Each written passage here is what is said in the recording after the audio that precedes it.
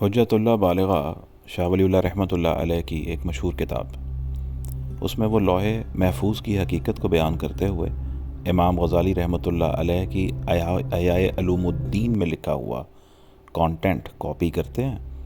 اور فرماتے ہیں کہ تمام وہ باتیں جن کا واقع ہونا اور ظہور میں آنا تخلیق عالم سے پہلے اس کی آفرینشی کے آغاز سے لے کر قیامت کے دن تک اللہ تعالیٰ کے ہاں مقدر ہو چکا ہے، وہ سب ایک ایسی چیز کے اندر لکھی ہوئی محفوظ ہیں جن کا نام خود اللہ تعالیٰ نے اپنے کلام مقدس یعنی قرآن پاک میں لوح محفوظ رکھا ہے۔ اس کو کلام مجید میں کتاب مبین اور امام مبین بھی کہا جاتا ہے۔ عالم کے تمام واقعات اور حوادث اس میں لکھے ہیں،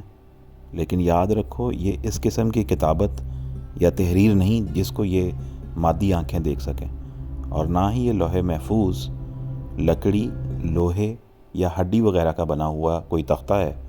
یا کتاب مبین دوسری کتابوں کی طرح کاغذ پر لکھی ہوئی کوئی کتاب ہے۔ یاد رکھو اللہ تعالیٰ کا یہ تختہ یا تختی قطعاً اس مادی دنیا کی تختیوں کی مانند نہیں ہے،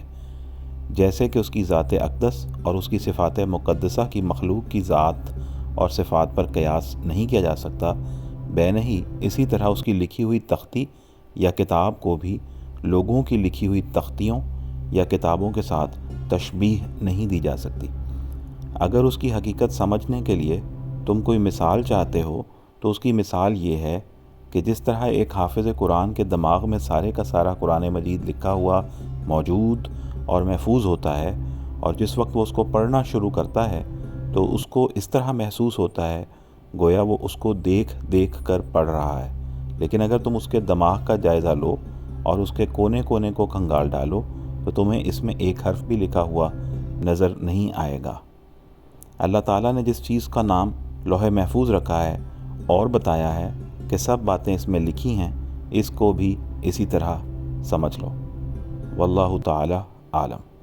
اصل علم تو اللہ ہی کے پاس ہے۔